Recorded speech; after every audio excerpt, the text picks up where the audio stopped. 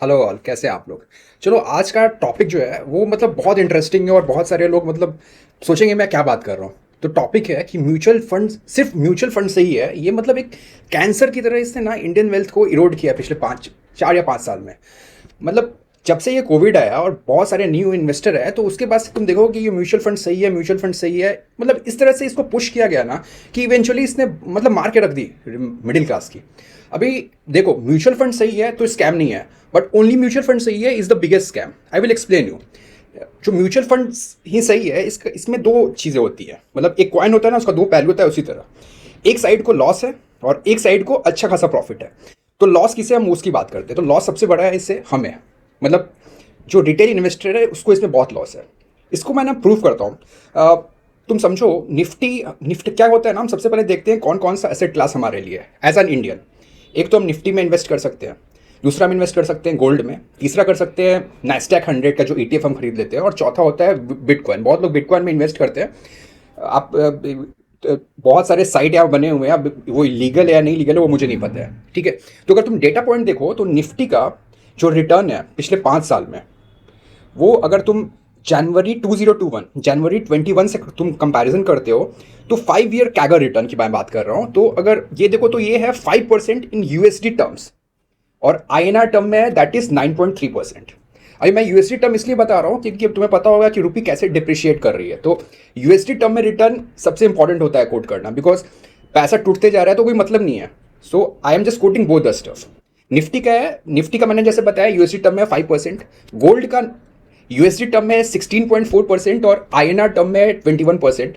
Nasdaq 100 जिसका ETF हम लोग बाय करते हैं, उसका यूएसडी टर्म में रिटर्न हुआ है पिछले 5 साल का 12%, और आईएनआर टर्म में 16%। और बिटकॉइन, मतलब बिटकॉइन की इतनी पिटाई हुई, अगर तुम देखो पिछले 6-7 महीने में 40% अपने एटीएस से नीचे है, मतलब ऑल टाइम हाई से 40% नीचे है। तब भी इसने यूएसडी टर्म में 16.5% का रिटर्न दिया है, और आईएनआर टर्म में 21% का। तो मतलब ऑलमोस्ट ये 3 टाइम्स दे रहा है रिटर्न दिया है इसने एज कम्पेयर टू निफ्टी।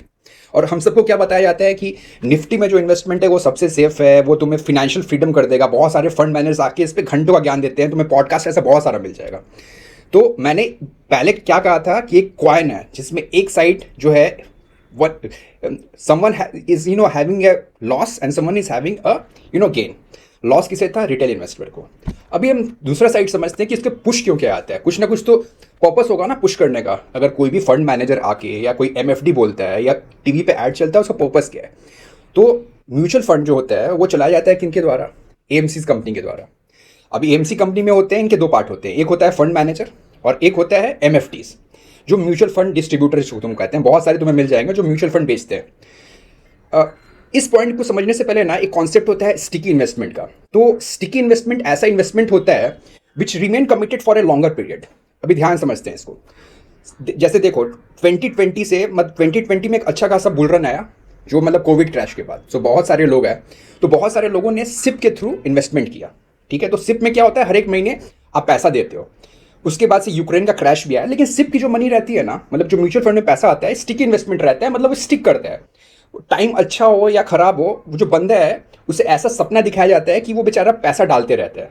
जैसे अभी इजराइल का जो भी वॉर हुआ, पैसा तो बहुत सारे लोगों का आते जा रहा है ना सिप में। तो इन लोगों के लिए, मतलब जो एमसी जो कंपनी है उसे मैंने बताया, एक है फंड मैनेजर्स। अगर तुम फंड मैनेजर की सैलरी, अगर किसी को इंडस्ट्री में जाते हो तो भाई बहुत ज़्यादा सैलरी होती है, 8 फिगर्स में सैलरी रहती है उनकी। और एमएफटी जो होते हैं, जो आपको बहुत सारा ज्ञान देते हैं कि you will achieve financial freedom by 45 or 50, they also get a commission yearly on the asset under management। तो समझो, जो तुम्हें मतलब ऐसा कभी हो सकता है क्या कि मिठाई वाला तुम्हें डायबिटीज, मतलब मिठाई वाला बोले कि मिठाई के दुकान वाला, सॉरी, मिठाई के दुकान वाला तुम्हें बोले कि भाई मिठाई मत खाओ, डायबिटीज हो जाएगा। So you just have to understand. And तुम्हें जब भी कोई पॉडकास्ट में या टीवी में या कोई ऐसा बोले नो, तो listen with a pinch of salt. Because वो बंदा इसलिए तुम्हें वो एडवाइस दे रहा हो बिकॉज उसका पर्सनल बायसनेस है। मार्केट अच्छा रहे या खराब रह गए, चूंकि ये स्टिकी इन्वेस्टमेंट है, ही और शी इज गोइंग टू पे गेट द इंसेंटिव। जो मतलब तुम बोल दो इंसेंटिव बोल दो या जो ब्रोकरेज बोलो, उनको ईयरली आएगा, ठीक है। उनकी सैलरी, उनका घर उसी पैसे से चल रहा है। So you need to be clear about it. और boss, there are no free lunches. तुम्हारे घर के अलावा तुम्हारे बारे में कोई नहीं सोचने वाला है, वो भी माँ बाप या भाई बहन मैक्सिमम, ठीक है। तो डोंट थिंक कि तुम्हें टीवी पे आके कोई बताता है कि 20 साल पहले ये शुरू किया था, 5,000 रुपये आज 5 करोड़ रुपये, ऐसा कुछ नहीं होने वाला है। रुपी, दूसरी चीज़ है कि रुपी जिस हिसाब से गिर रहा है, in the way it is falling, it is, अभी तो मुझे लगता है म्यूचुअल फंड के लिए और बुरा समय आने वाला है, और खासकर इंडेक्स फंड के लिए। अभी म्यूचुअल फंड तो हमने कर लिया, अभी रेमेडी की बात करते हैं कि क्या कर सकते हैं।